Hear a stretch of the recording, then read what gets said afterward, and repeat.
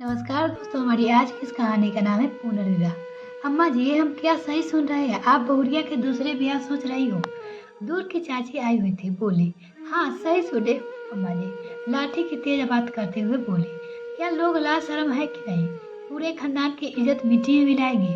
आज तक सात पुश्तों में किसी भी रिश्तेदार में ऐसा होता सुना है? क्या वो बेचारी बिंदु तो 16 साल की है, विधवा हो गई थी, ना ही कोई बच्चा था, फिर भी पूरा जीवन ऐसे ही हंसी खुशी गुजार रही है। बहुरिया के तो एक छोरी है, लोग क्या सोचेंगे?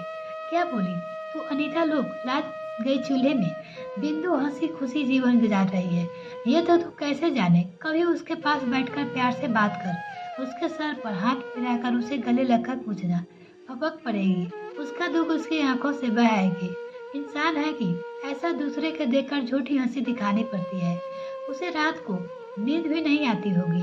मेरी रानी बहू को मैंने देखा कैसे रात को बिट्ठी को सुलाने के बाद मेरा संतोष बेटे की फोटो सीने से चिपका ऐसे से करती है। पूरा दिन तो घर के काम, बिट्टी की देखभाल और उसके साथ भाग दौड़ से निकल जाते हैं, पर ये रात काटे नहीं करती। जब कोई पास नहीं होता तो मैं ही दवा की मरीज उसके पास नहीं सो सकती। मेरी खांसी से पूरी रात खराब हो जाएगी बेचारी की। जब भी करवा चौथ, तीज, छठ या कोई भी त्योहार आता तो ऐसे खुद को उससे अलग कर देती कि कोई ये ना कहे कि ये विधवा है, इसका शुभ काम में आगे आना ठीक नहीं है। जब तक मेरी पूजा नहीं हो जाती, मेरे सामने भी नहीं आती, चाहे मैं कितना जिद कर लूं। मेरे संतोष को भी उसके पलकों पर रखा।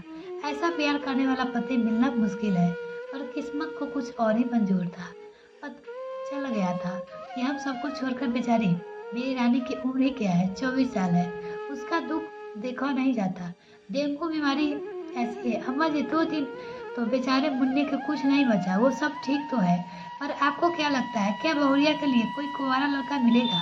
वो भी शादीशुदा होगा और 2-4 बच्चों का बाप। आपको लगता है विधवा जैसा ख्याल रख पाएगा बहुरिया का? बहुत बुरी है दुनिया। एक विधवा को अच्छा आदमी मिलना नामुमकिन है।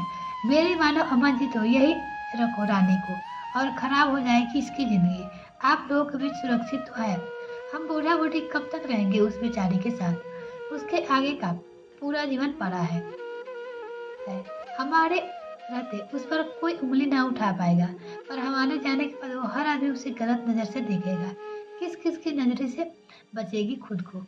वैसे भी बहुत सीधी है मेरी रानी। एक आदमी औरत की ढाल होता है, जिसके साथ औरत रात के 2 बजे भी जंगल में खुद को सुरक्षित महसूस करती है। उसका पति उसके साथ है। ऐसा नहीं बनाया गया कि ये शादी का बंधन। बहुत मायने हैं इसके, मायने में भी कोई भी नहीं है उसका। अब मुझे तो उसके भविष्य को लेकर बहुत चिंता है रीना। अनीता तभी सोच समझ कर उसके दूसरे विवाह की सोची। वो सब मानती थी हुई थी अम्मा जी, पर तुमने लड़का देख रखा है क्या? कौन ब्याहेगा एक बच्ची की माँ को? तू मेरी खास है, जिसे मैं दिल की बात कर लेती हूँ। मैं अपने घर के सामने रोज एक लड़के को फटकारिया से जाते देखती हूँ। रोज हमारे घर की तरफ टकटकी लगाए देखता है। मुझे आज तक समझ न आई। कई महीने हो गए तो मौके पर चौका मैंने उसे हाथ का इशारा कर बुलाया। उस समय रानी बेटी को स्कूल को लेने गई थी। मैंने उसे डांट लगाते हुए पूछा, मेरे घर की तरफ अगर तूने आज के बाद देखा तो हाथ पैर टूट जाएंगे। आज देख रहा हूं, कल वो चोरी करने आएगा झुंड लेकर। क्यों देखता है मेरे घर की तरफ? बता। उसकी आंखों में ना तो कोई चोर था, ना कोई डर। अनीता सूरत की तो इतनी मनमोहक थी जैसे कान्हा जी की छवि हो।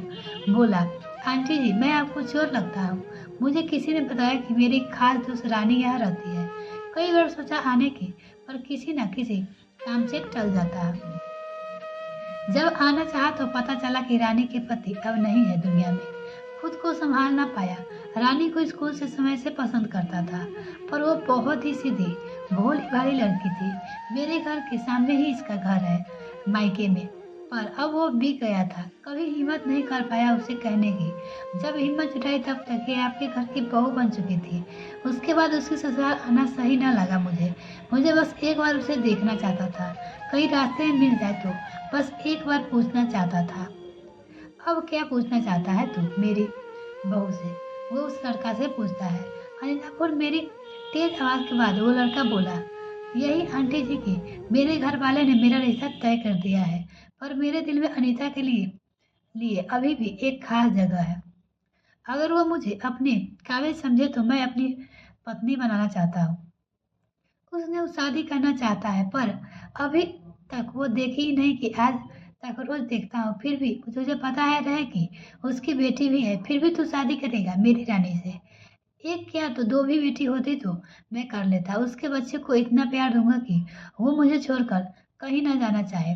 जिसे आप चाहे उसकी तो हर चीज से प्यार होता है। तो बताइए फिर आंटी, रानी मुझसे शादी के लिए हाँ कर देगी ना? आप मनाइए ना उसे। मैं बैंक में काम करता हूँ, उसके अच्छे से रख सकता हूँ। तब तक अनीता रानी को बेटी को लेकर आ चुकी थी। रानी की आंखों में आंसू का लाल शायद उसके मेरी और उस लड़के की सारी बातें सुन ली थी और कुछ न बोली, बस मेरे सीने से आकर चिपक गई और फपक फपक कर रोने लगी। उस लड़के की आंखों में नम थी। वो बस रानी के रोते चेहरे की ही देखते जा रहा था। मैंने रानी से पूछा, ब्याह करेगी इससे?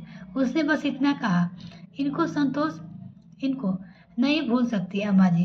रानी, मैं तुम्हें अपने पति को भूलने को नहीं कह रहा हूँ, बस तुम्हारे दुख का थोड़ा कम करना चाहता हूँ, वो उसे कहती है।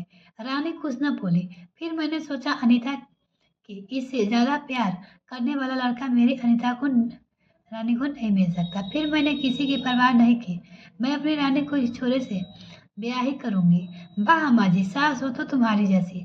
अच्छा मैं चलती हूँ, बस पकड़नी है आज अम्मा जी की, नहीं तो। पर वो अपनी बहुरिया के दुख भरे जीवन को सुख में बदल गई। रानी उस लड़के से साथ हंसी खुशी अपना जीवन गुजार रही है। और हाँ, ऐसा नहीं है कि संतोष को भूली है। उसकी तो अलग जगह है कि उसके दिल में थोड़ी सी जगह जब उसके लड़के ने भी ले ली है। बस मिलते हैं फिर नेक्स्ट फ्रेंड, तब तक के लिए bye. Thanks for watching this video. तो अगर मेरे चैनल को अभी तक सब्सक्राइब नहीं किया तो प्लीज मेरे चैनल को जल्दी से सब्सक्राइब कीजिए, साथ में बेल आइकन प्रेस करें ताकि मेरी और वीडियो का नोटिफिकेशन सबसे पहले आपको मिल सके।